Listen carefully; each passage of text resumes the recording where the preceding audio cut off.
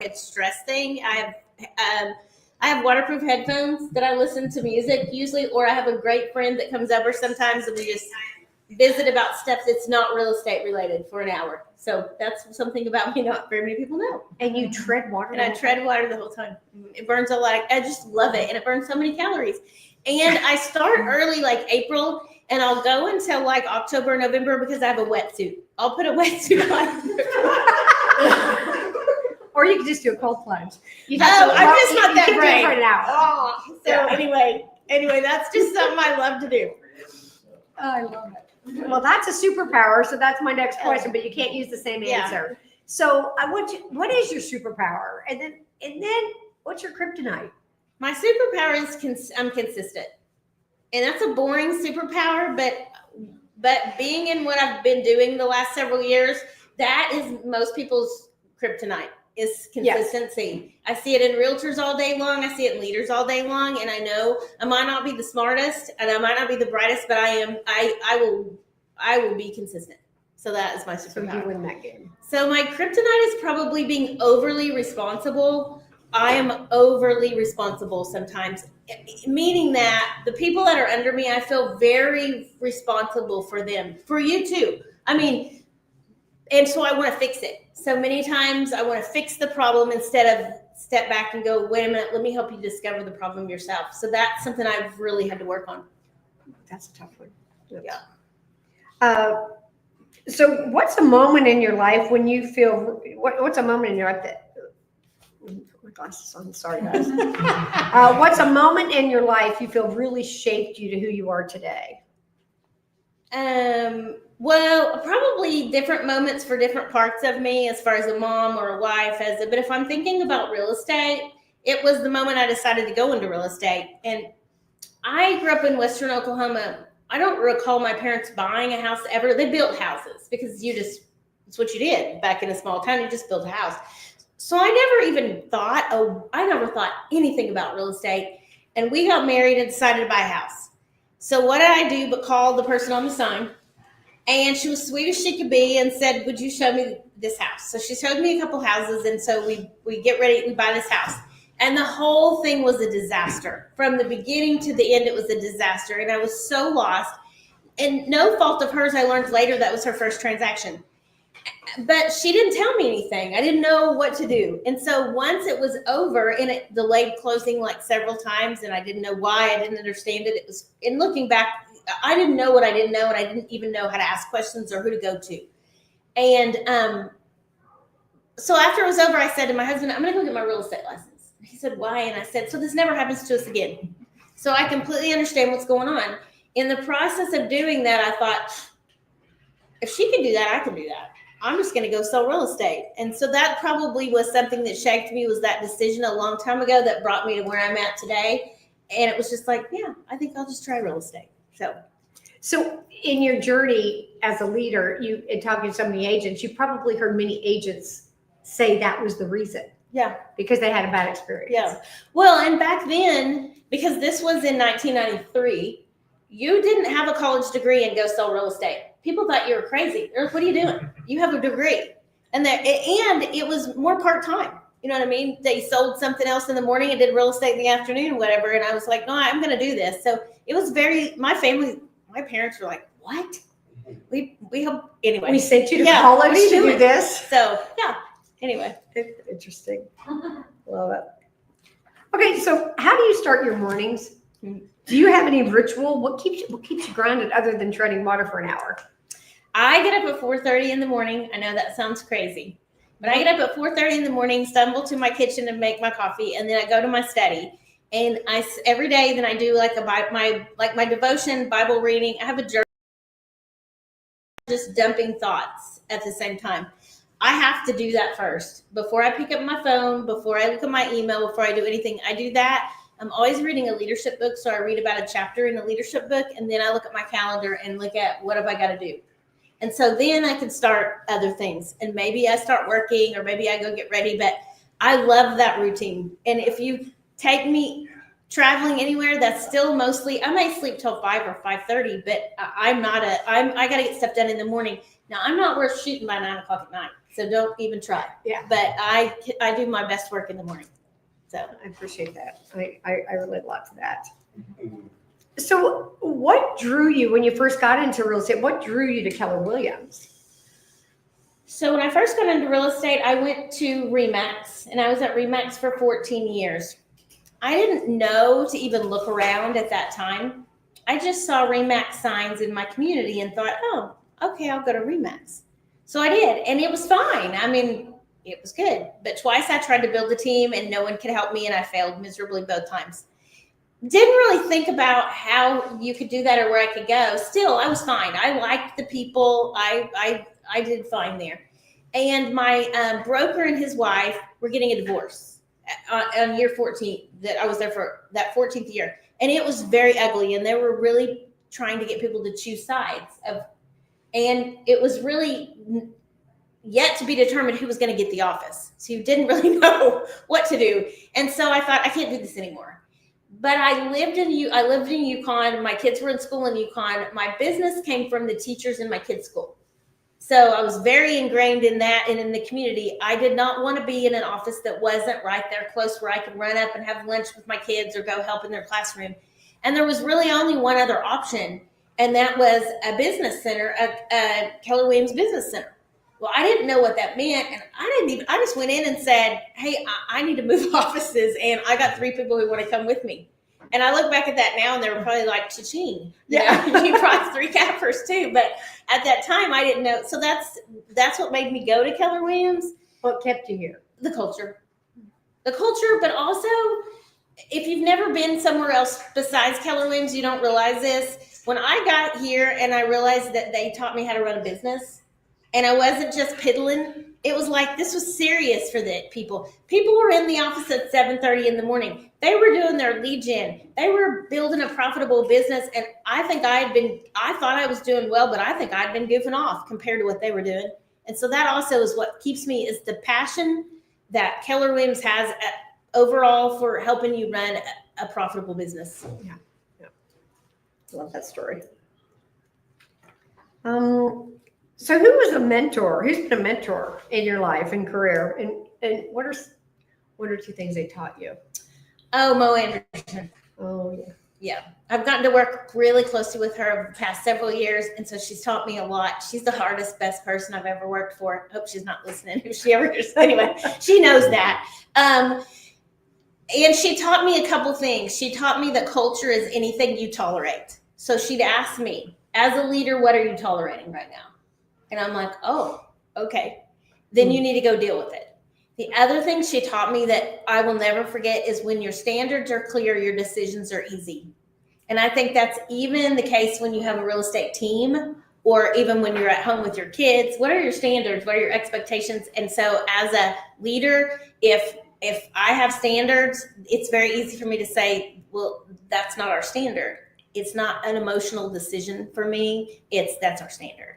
Those are 2 of the biggest things she's taught me. Huge. Yeah. Very, very, very good. So what was a tough lesson you had to learn as a leader, and how did it shape your leadership today? I was too slow to fire somebody one time. When I took over the elite office, and you guys know this, most of you, that it was just like a dumpster fire. And I had to go evaluate the staff, and they were great people, awesome people, just in the wrong seats.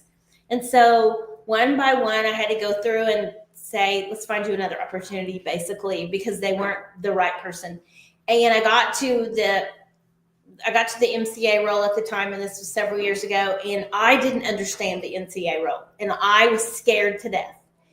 So little by little, that thing I was tolerating was right there. But I also was too afraid to do anything about it. And I was too afraid to go to Mo and say anything because my perception was they were very close. And so I thought, I don't know what I'm going to do, but it was becoming evident there was a problem. So she started not working 1 day a week, and I started watching the rest of the people that were new on the leadership team thrive that day. And I'm like, oh my gosh, this is crazy. But gregarious and outgoing, and they're helping the agents more, and the energy in here is exciting and it's fun. And here's my problem. So once I made myself send a message immediately one night to Mo and say, I want to talk about this at our next meeting, because if you say that, church is going to hold you to it. And if I put it in writing, she was going to say, and she said, come to my house. So I did. And then we developed a plan. And that was my biggest leadership lesson was it really is true that be quick to fire. I really believe that.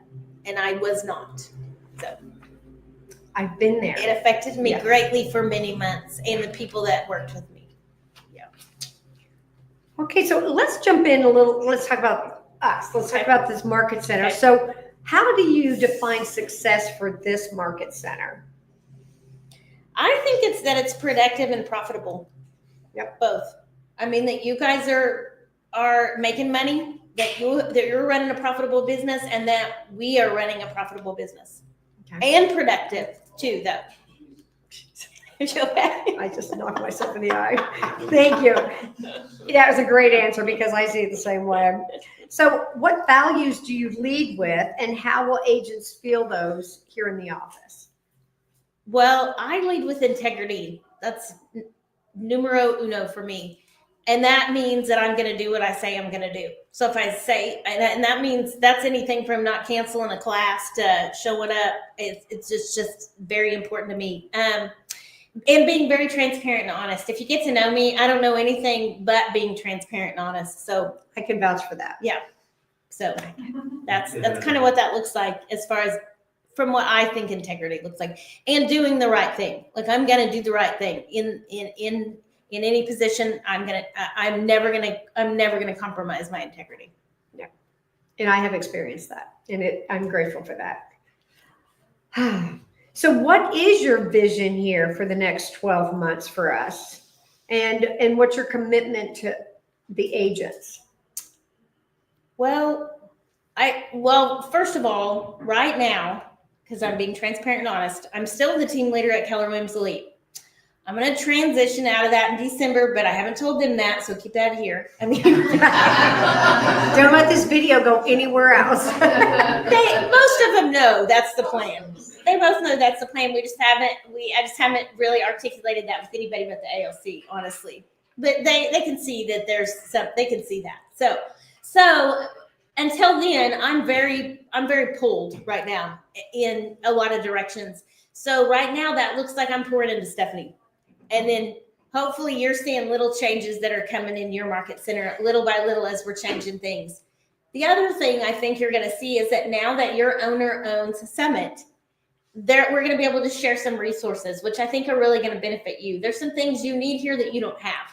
And there's some things they need that they don't have. And I think being able to share your leadership in some ways together and pooling our resources is going to be really beneficial for you all. And you're just going to have to be patient, because that we just literally transmitted the last time as Green Meadow, and now we're going through a summit this next month, and it's going to be rocky. So it's probably going to be 60 days, maybe 30 before you see anything here from there. But I'm excited about both of those offices working together more. So I think those are the things you're probably going to see. Is that? Mm-hmm. And then once I'm not the team leader, then I'm very excited to be in here on a regular basis. And again, I'll have 3 offices that I'll be being the OP of, but also having all 3 of those offices together sometimes will be really fun, I think. And I was thinking about that on the way here. Who can we bring in for all 3 offices? We can do some fun things when you have the resources of 3 offices. That's right. And that's really, we are really looking excited forward about to that. And I just have to say, I just want to interject here. Things never go fast enough for me either. We have some ideas, and I'm really excited about them. But in order for these ideas to really come to fruition, they can't just be a bunch of things, because I have lived a lot of my grown-up life doing a bunch of things ineffectively because I get excited, right? And so I wanted to throw too many things out there. Christy's very great at being a voice of reason for me, and I'm paying attention because she's been through everything that we've been through. She's already been there and has come through the other side of it at a high level, and I'm looking forward to that. So I appreciate you. Thank you. And I can't wait to have you here more. So, okay, what kind of culture are you fiercely protective of creating and maintaining?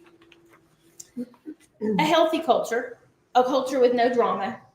And Yeah. as somebody who cleaned up a lot of drama, I just don't have any tolerance for it. And I can see it really quickly. And I'm like, oop, let's get it out. That and more of a culture of collaboration now, because I think that's what everybody wants. So I think those are important. Good. So what is your philosophy on growth for the market center and for each agent? Oh, growth solves all problems. And someone said that to me years ago, and I'm like, what does that mean? And I'm telling you, growth solves all problems with your business, because if you don't have enough money, if you grow your business, you're going to have more money. In the market center, we don't have enough profit. If we grow the market center, we're going to have more profit. We're going to have more resources. We're going to have more profit share. We're going to be able to do more. Growth solves all problems. And I think if you're not growing, you're dead. I mean, really, you're dying. I mean, why would you not want to grow? I guess I don't really understand that. I agree. So that's kind of my philosophy. And I think you've also have come from the school of Mo Anderson in that we aren't the brokerage for everyone. Right. And so, we went for many years of pulling in, if you could breathe, you basically got invited. Yeah. And that has changed. And so I am looking forward to your referrals on who you want to be in business with. And let's go get them, because you know agents out there that I don't know yet that I would love to know. So let's talk about the market. Okay. Let's talk about the market now. So what do you believe agents need most right now to thrive in this shifting market? So if you got in the market after 2012, you don't really know what a buyer's market looks like. Sorry, but you just don't, because you haven't seen it, because we've had a great market since 2012. So you don't know what you don't know, and it's a skills-based market. And I say right now, it's a price war and a beauty pageant. Mm-hmm. If you take a listing and it's not priced right, don't even take it. I mean, just don't even take it. So I think that you have to know how to price a house. I think it's crucial that you have to know how to price a house. You've got to know the market. You got to study the market. You got to study the market stats. You got to understand them. And that means looking at the MLS every single day in your area, and what is listed, what is sold, what is pending, how many days was it there? Why do you think this one sold over yours? Being able to articulate to your client. And I think you need to know what your value proposition is. Because when I talk to people every day and I'm like, why would somebody choose you to be their realtor? Oh, well, I'm going to get their house sold. Well, so is everybody else. I mean, everybody else is going to try to do that too. What are you going to do? What sets you apart? I think that this market is showing all our warts. Mm-hmm. It really is. And we came off the COVID market where if you could breathe and fog a mirror, you could sell a house. I mean, we know that. And we could sell it and we said sold in one day with 20 offers. We did it to ourselves. And now we're in this market where we've shifted the other way, and we're shifting towards a buyer's market. And this is where we have to be the professionals. This is where it shows up. So this is hone your skills. And to me, that looks like every single thing that's offered everywhere, you need to be at. You need to be knowing it, learning it, doing it. It's going to make you better and sharper. So absolutely. Did I preach on that? I kind of did. Good. I didn't mean to do that, but it's really something I'm hearing all the time. Well, I think also your office is a lot larger than ours, and you've got people that are succeeding at a super duper high level, and you get to kind of investigate that and help them do that, and you're watching them thrive and seeing what's working. Mm-hmm. And I'll say this: top producers, and you've got some in here. They don't care what the market is. They're not letting the market define them. They're not going, oh, this is a hard market. I think I'll just wait till it gets better. Or, oh, I can't, and using it as an excuse. They're just pushing ahead. So just push ahead. Who cares what the market is? There are still people who need to buy and sell real estate. And we know that because deals are still being done every day. Mm-hmm. You got to find the motivated. Well, there's a lot of data that says that people want to pick agents right now who seem to know what they're doing. Absolutely. You have to show up and and what are you going to do in that initial appointment or before you even get there that shows them, hey, I trust that Grady can sell my house. He knows what he's doing. You got to practice for you before you get to that point. Yeah. You got to do a lot of work before the work. If you've ever heard Phil Jones say that, it is the work before the work right now, too. There's a book out there. There were, things that used to say that when they were buyers, they would often just pick the person who they wanted to get paid. Sure. And now Yeah. it's different. Yeah, who will actually sell my house? Yeah. Yeah. You're right. Or I mean the other way, buy. Oh. When they were Oh. just picking an agent. Oh, got you. Oh, we're gonna buy a house. Let's get you paid. Yes. And now that's not exactly how they're choosing. True. You're right. Yeah. So, how do you see the role of leadership evolving in today's real estate environment? So it's been interesting to watch it over the last couple of years, I think, because it's not just managing an office. Really, it's more now empowering people to think like business owners. And it's also providing, they're also wanting help with not just professional growth, but personal growth. That's what I see. I don't know if you think that. And so you kind of have to go, you sit down to talk to them about their business, but what's at the core of it is something personal. And that's the problem. And that's what's keeping them from their business growing in many cases. So that's where I think it's changed a lot in leadership is how we have to meet people and help people. Meet them where they're at. Yeah. It's so good. So true. So how do we stay competitive and attractive to both agents and consumers in this changing landscape? I think you kind of hit on it a little bit, but I think keep learning, keep adapting. And if I think about, so when I started in real estate, we had a book. We didn't even have the MLS. So so we went from a book where we're at now to what we have now, AI. I mean, in that span of 28 years, I guess.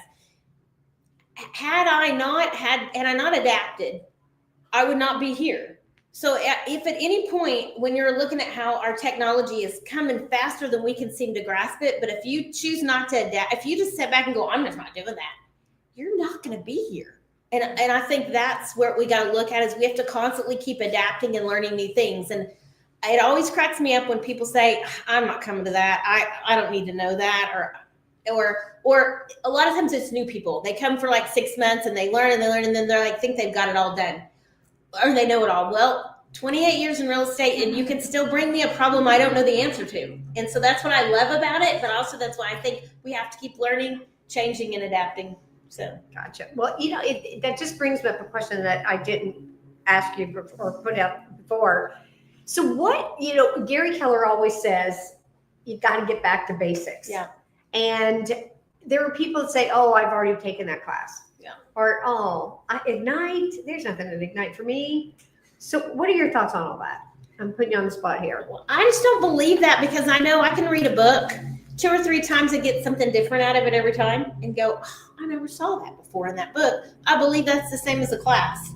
I mean, I believe that there's a reason why some people take Bold 18 times. They learn something new and you get a different teacher every time. So I just think there's always something, if we're looking for it, if our attitude is, I don't need this, I've been to this before, you're probably not going to learn anything. I think it's what's your attitude when you're taking it. It's kind of your perspective. Yeah. Might need it also. Okay, so just a few more questions here. What does it look like for you to be present and engaged in the market center? And we won't hold you to this until after. Right now I think it's you. It's just what you do. Yeah. But after that, we'll have to work together on what you want because I don't want to overstep. You know what I mean? But I want to be what you want. I like to teach. I love to teach in your market center. I also love to do just masterminds. I love facilitating masterminds, so I would like that too. And then just coming in and learning and just coming to your team meetings and stuff. So just being a help if I can. So the one thing I really want to do with the role of OP with 3 offices is I really want to build leaders. I really want to build a leadership bench for Keller Williams in Oklahoma City. And so I really want to take those people that aspire or maybe think they want to be leaders in Keller Williams, and I want to make a group monthly. And I do that at Elite right now, just in the Elite office. Aside from the ALC, I have a leadership group that I'm working with, but I want to make that more of an Oklahoma City. And that's what I would love to do is pour into leaders. So Yeah, that is so good. And you're doing an amazing job with that group. It's awesome. How do you plan to show up for agents, especially those who are struggling or feeling unseen? That's a good question. Probably just be present, probably just be here. And after December, have that be a regular time that I'm here. But I will say, you have a great leader. I don't ever want you to go around your leader to me. I always want you to go to your leader first, but I also want to be able to help and support too. So I don't know what that'll look like, honestly. Well, I know this is your interview, but I just have to interject. I come to you often, and I love your input, and you are so respectful about my leadership role here, and I am grateful for that. And I'm constantly telling her it matters that you give me input because I also want to grow. So, but I thank you for giving me that autonomy as well. Sure, but I think together we're going to do some great things. So how do you want, okay, here, I love this question. How do you want your agents to say their experience here under your leadership 1 year from now? What do you want agents to say about that? I hope they grew their business. I honestly hope they grew their business. You all already have a great culture you are all already friends, and I get to see it on Facebook, and I get to see the things you do, and you already do fun things together. But I hope that you build your business together. I hope that you look up in a year from now, we are providing a lot of value that is going to help you build your business. So that's what I hope. That's what's one thing agents can count on from you, and one thing you'll expect from them? That I'll do what I say I'm going to do.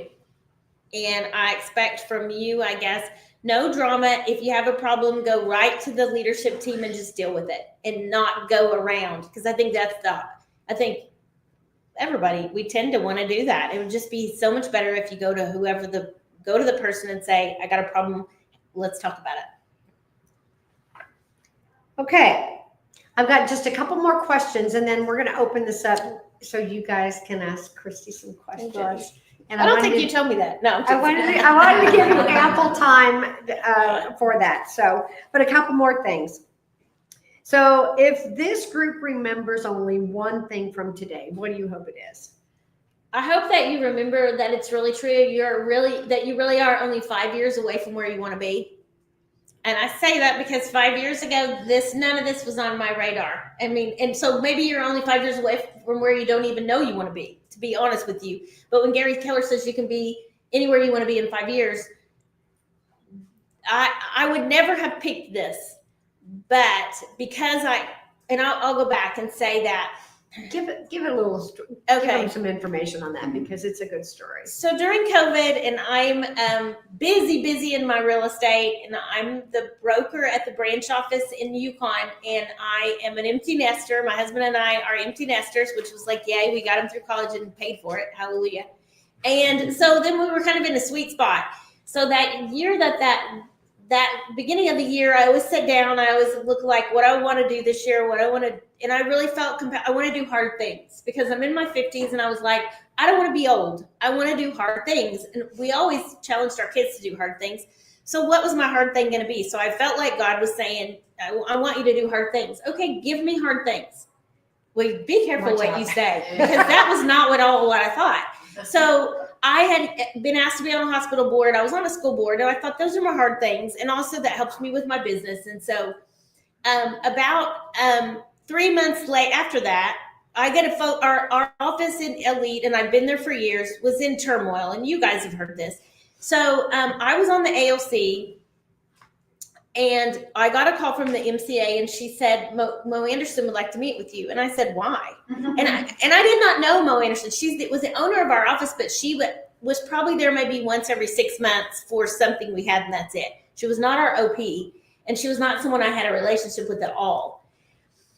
So she said, well, I think she wants to talk to some members of the AOC about what's going on. So I was like, okay. So I typed up a list of all the things I thought were the problem, and then a list of the things that I thought how you could fix it, because that's just my personality. Because also when we started having trouble we had a new team leader, we started having problems, I went to her and said, can I help you? Because I could tell she was struggling. And she said no. So I was like, okay, duly noted. She doesn't want help. All right. So I go to meet with Mo, and I sat down, and she says, hey, I want to get your take on the office and what is going on. And I said, whipped out my sheet of paper. And I said, probably not as respectful to her as I should have been at the time, thinking about it later, because I was also in a position where people were calling me a lot and complaining, what are you going to do about it? What are we going to do about it? Who's going to leave? What are they going to do? And there were all these little side conversations. And so I was frustrated. I just needed to get back to real estate, and this needed to get fixed because it was a circus. So we went over the list, and she goes, okay, if you're the team leader, what would you do? So I pull out my next list, and I said, well, this is what I would do personally. And she said, would you be willing to work with the team leader and help her? And I said, no. And she looked at me like, what? Like I just told Mo Anderson no? And I said, no, because I already offered and she doesn't want my help. And I said, I'll be honest with you, you've got the wrong person. She is lovely. She is wonderful, but she is getting eaten alive in this office. And she'd sitting there with the door shut all the time because she was scared to death. Mm-hmm. And so she said, well, would you, if I can move her on to another opportunity, you know how she says it in a nice way, would you be the team leader? And I said, I would never be a team leader for Keller Williams. She said, oh, okay. And I said, it's not on my bingo card. It's just not. And she said, would you do it for 60 days while I go find somebody? And I said, I won't. And she, and you should hear her tell this because she's like, people don't usually tell me now. So she said, she goes, I know from talking to other AOC members that you're a woman of faith. Would you pray about it? And I said, dang it. Yeah, I will. And I did. I went home, I told my husband, and I said, Mo asked me this, and he said, you're not going to do it, are you? You said you'd never do it. Because they asked me about 10 years before, and I said no. So I said, no, I'm not going to do it, but I am going to pray about it. And I know that's not what God wants me to do. There's no way he wants me to do this job. I can't do it. I won't do it. And I said, he said, why would you not do it? I said, well, I haven't had as much production as the highest producer at Elite. And he goes, is that a thing? And he said, Christy, I know, he played football at OSU, so this is his analogy. I know many NFL coaches that have never played a down of football. So why do you have to have as much production as the highest producer? And I'm like, well, I don't, but I feel like I should. And he said, well, that doesn't make a great leader. And he's right. And I said, well, I'm still not going to do it because I'm not supposed to do it. So probably about 10 days later, and I literally prayed about it every day and asked him to also. I really started feeling like, I think I'm supposed to do this. I think I'm supposed to do this, but it was a scared, but then the reminder kept coming back, you asked to do hard things. And I was like, this is too hard. I don't want to do this. This is not the hard thing. Give me another one. And so I went to her and said, I'll do it for 60 days. So in doing it for 60 days, toward the end of the 60 days, and I made it very clear to the office, that's what I was doing. So towards the end of the 60 days, I had a bunch of people come say, if you're not staying, we're not staying. If you're not staying as the team leader, we're not staying. And I'm like, okay, that's a problem and I said, well, Mo's supposed to be looking for someone. Well, Mo, unbeknownst to me, never did look. That's so good. Not a lot. Nothing. And she said, I was one weekend and she told people I didn't look past that 1 week. So I said, give me another 30 days. So anyway, I took that 30 days and I really thought about what did that look like? What was I going to do with my business? How was I going to do this? And sat down and talked to her about, if you're going to let me do it, you have to get out of my way and let me do it. You can't come in here because she's disruptive because she's so popular. But also she really is. But also I said, but you have to be my OP. Well, she hadn't been an OP in years. And she agreed to be my OP. I knew if I had the opportunity to work with Mo Anderson, she was either going to make me or break me. I mean, she was going to do what, and the high accountability kill me, but it was the hard thing. So that's why I say you can only be 5 years away. So she then took me places, introduced me to people. I love ALC. And so I started changing the ALC and doing things different with the ALC. Well, she started bragging about it. So International called her and asked her to do an ALC clinic. And she said, sure. And she comes to me and says, we are doing an ALC clinic, which turned into 10 ALC I was clinics going to say, it wasn't one. across 10 states. And I never thought I would have wanted to do that. I never thought I would want to speak in front of even you all. I mean, I don't like attention. And so her doing that to me pushed me. She's pushed me out in ways. My family says my husband told my kids that she made me bougie because I fly with her a lot. I'll complain when I'm at the airport, like, gosh, we're having to wait a long time. And, and I was like, yeah, it's not like pulling up to Wiley Post and hopping on a private jet. But she's done some neat things like that we've gotten to go do. And I get to go with her in about 2 weeks to meet with a small group with John Maxwell and Dan Cathy, who's the son of the founder of Chick-fil-A. And we get to learn about their organization. And then we get to go in another couple months and talk to and learn about whoever the head of Microsoft now. Anyway, she gets those opportunities and she says, I'm taking you. And it's really been fun. It's scary and fun. So again, and then when she said, I have a plan for you. I need you to be an OP. And I'm like, I don't have any business being an OP. And she said, well, you said you didn't have any business being a team leader either. So that just those things, again, I did not know 5 years ago, if you could have told me that I would be doing all this, I'd be like, you're crazy. I loved living in my little cocoon in Yukon, Oklahoma and doing my business. And I didn't really, I went to the market center, but other than that, I'm just not a person who wants attention. And this was way off my beaten path, but so fun and so challenging every day. And every day it's like, okay, what am I going to have to face? But then also what's going to be so fun.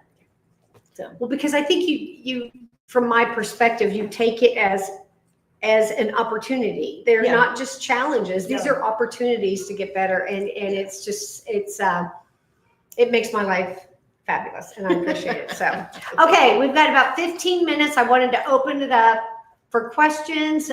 Bring it on. Do you wish you would have still said no and stuck with it? And not being a team leader? Absolutely not.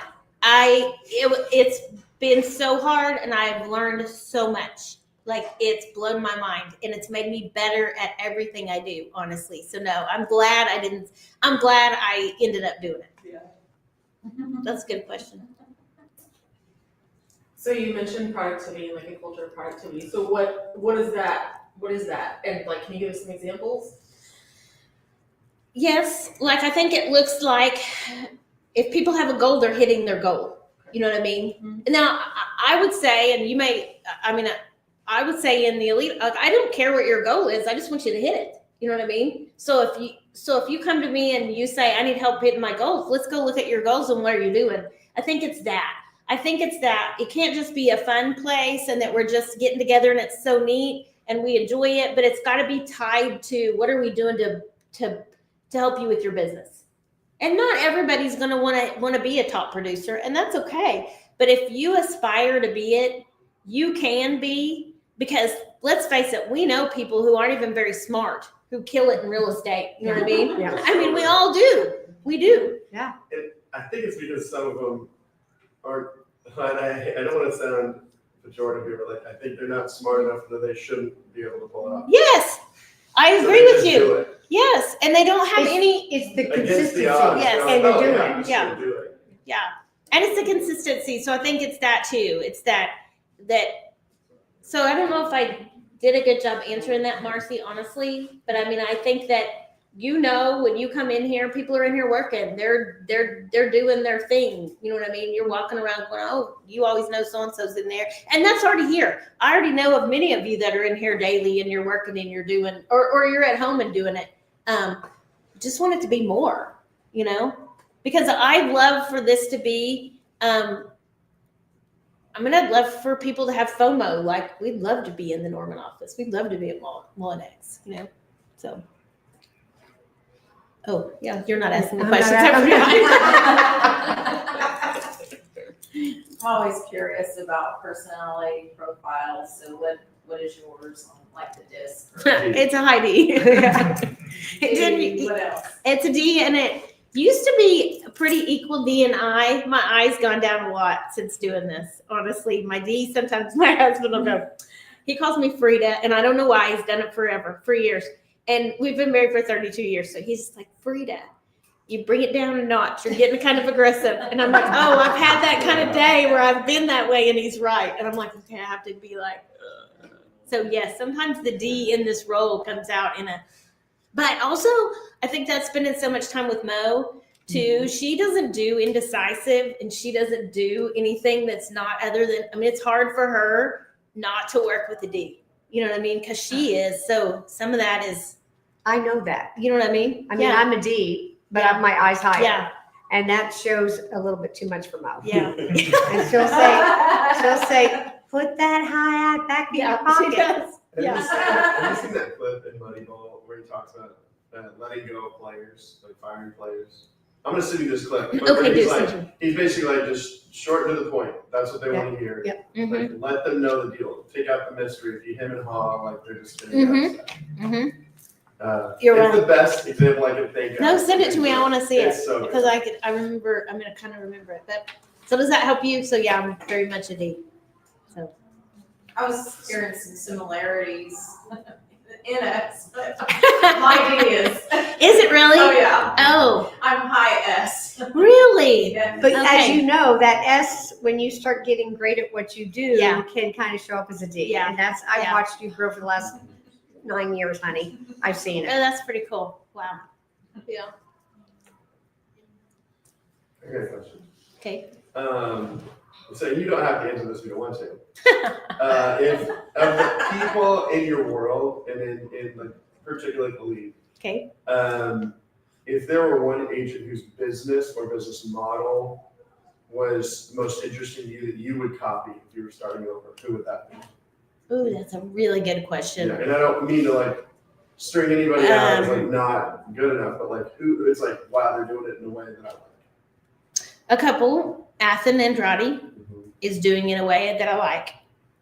And figuring it out and having a team and then not having a team, just trying to. Allison Christian. Do you know Allison Christian? So she's actually an attorney who now sells real estate. She is investing a lot, doing a lot of flips, but also working heavily on her database. And she moved over to Elite probably 7 or 8 months ago. She is one to watch, and she's doing a great job. What does it mean to work on your database? She's being very diligent about putting everybody in her database. She has an admin that's been working that database, that's calling through that database and sending emails and postcards. She's so hungry for that where she wasn't getting it, that if you tell her, here's the plan, she does it. I mean, she's following the models in the way she's setting up her business and the way she's running it. And she's killing it. I mean, she's in our top 10% now. So there are others probably. There are pieces of other people's business I would take, not the whole thing of some other people. You know what I mean? Sure. Honestly. I see Blake Shelton's stuff. Yeah. Yeah. I don't know anything about his business, but I see him Yeah. all over there. And you know what's interesting about him? When I first took this role, he was brand new, and he'd gotten licensed during COVID, and he would call me and say, or text me and say, I've just been out putting out flyers, put out 3,000 flyers, talked to like 100 people. It was like 105 out. I'm like, are you okay? I mean, he's Do you like, have enough water? I want to make this work. I mean, he just didn't stop. His tenacity in getting that was pretty impressive. He's doing something that I think we should all do, which is like we did the unbranded videos for people who order videos from the videographer, photographer. And he's resharing other people's listings. Like he's using their videos and giving them credit in post, but he's constantly sharing the videos. I think we should all be using unbranded videos and just resharing each other's stuff. Yeah. I don't see his stuff as much anymore. Just the algorithms now for some reason. But I will tell you this: when he first got started, my son said, "Mom, do you know Blake Shelton?" I said, "I do," and he goes, "Man, he's killing it in real estate. He hadn't sold anything." Yeah. That was his perception because he That's what wanted I'm to see. thinking over here. Yeah, which I thought was very interesting. Mhm. So, yeah, He's definitely making waves. yeah. But I don't know anything about his business. Yeah. I don't know if you know who Philip Kitchen is. I like his consistency. He's there every morning. He beats me there. He's usually there. I'm usually there at 7:15. He's usually there at 7. And he's there every morning working, and he's calling through his database. So that's a good question. There's some good ones. And I know you've got some in here too. So it's fun to see how there's more than one way to skin a cat, and what is yours? You know, what are you going to pick? Towns do stuff a little bit differently. They started in 72 sold, then they changed their world. Obviously, everybody's chasing Kyle. Oh, yeah. Yeah. It's fun to kind of just figure out what other people, Yeah. and like what leadership would see and go, oh, I would do that. Yeah. I mean, we know Athen, she came and spoke. Yeah. Right. And the main thing that she said, I think, with all of our minds, was that she gets in people's DMs all day and goes through their Yes. messages with 40 people a day. Yeah. And like, that's a great way Yeah. to do business. Private Right. conversations. Yeah. There's some good ones of people that you might not even know who they are. Chiquita Hawkins, do you know Chiquita? Mhm. You do. She's focused a lot on the Forest Park area and the school there, and in working in the school and in doing things for the school, and really kind of coming from contribution, and it's paying off in her business. So that's another one that is doing something different. So yeah. I could name a lot, but anyway. And I'll share this. I'm going to share this with them too. In August, Christy does a class at Elite every week called Leads. And she suggested, we talked about it, and she said, it's just been a great way to have conversation around where your business is coming from and giving other people ideas. And I will be starting that in August. Every Thursday morning at 9:00 in here, we will be having a class called Leads. I'm stealing it from Christy, which I love stealing stuff. I'm not a thief, but I really love it. I gave it. You can have it. Okay, she gave it up willingly, and so these are the conversations where you get to learn about what other people are doing and find out what really flips your skirt. What do you enjoy doing? What is it that you can do consistently that Greedy. Wow. That will help build you a better life. I mean, that's what we're here for, right? So I just think we have so many ideas, and if we're not careful and don't put your blinders on and do what you do best. When I first started, we would sit in a circle because there were like 12 of us at this Remax, and once a week you'd go around and tell what was going on in your business. Well, so one person would say what they were doing. I'd be like, oh, I'm going to do that. The next person would say, I'm going to do that. And I'd leave there so overwhelmed. Well, I can't call expires and FSBOs to save my life. You do not want me to call them. I will just fall all over my words. It's horrible. But I could do open houses and did open houses almost every Sunday for 10 years. Absolutely love talking to people in person.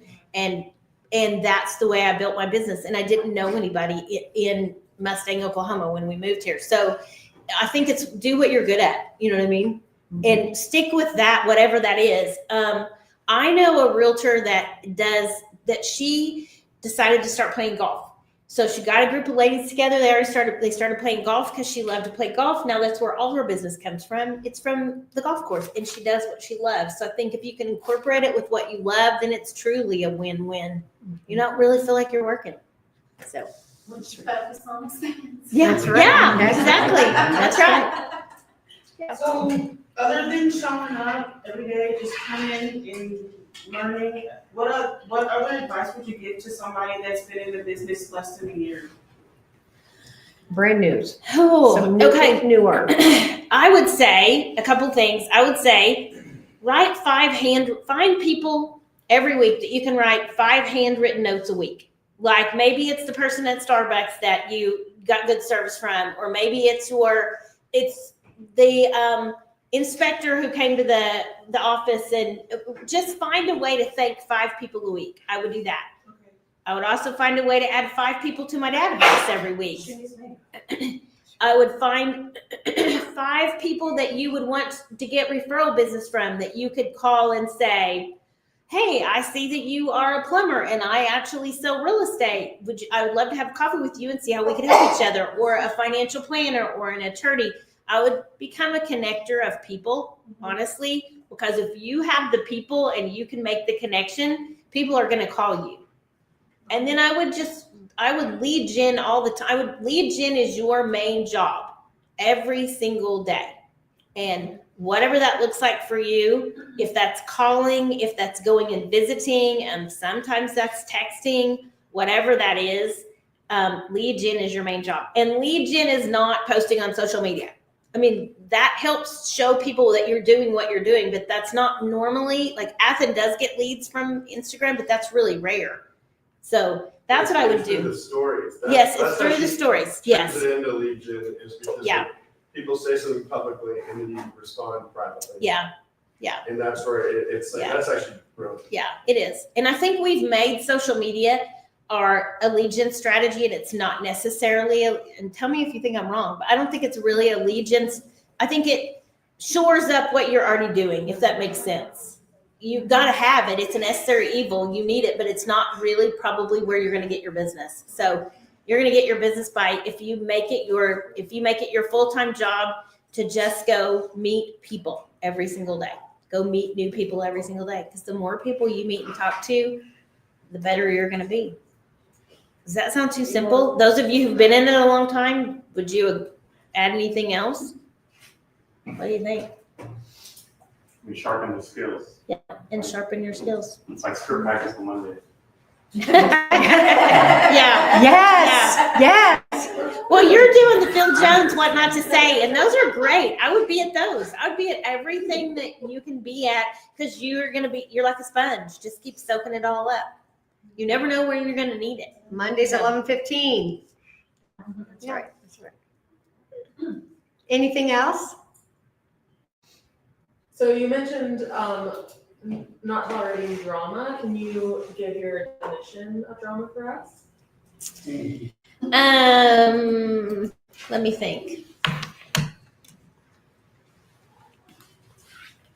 Honestly, I would probably I'm thinking back.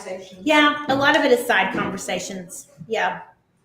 And a lot of it is if you don't have a solution to the problem, but you just want to talk about the problem. You know what I mean? That just festers, and people just start, oh, this is the problem, and oh yeah, I feel that way too. And then next thing you know, you've just got this big monster and nobody's come up with a solution. I think we want to be solution based. And I just know from the elite office, there was at one time a lot of drama, and little by little, I mean, most had to get rid of it, every bit of it. It's sad but true that she said they're only worth their cap, and it's not worth what it's doing to the other agents in the office. So I think honestly, when you don't have a lot of drama, anybody that's doing any drama stands out really. Yeah. I mean, you're like, oh, I can see who the drama is right away. You know what I mean?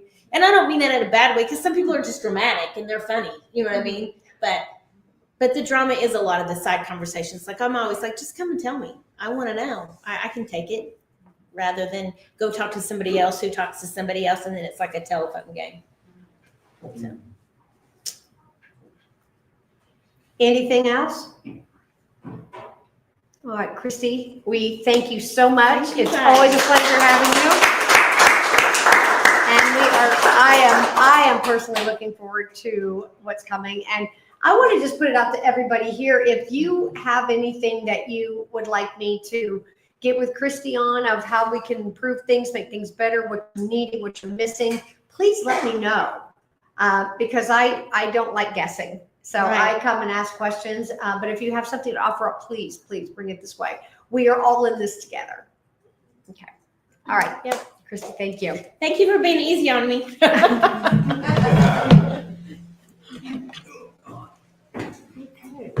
many times bowled are you? Do what? How many times bowled are you? I've only been twice. Yeah, I've only been once for the time we met.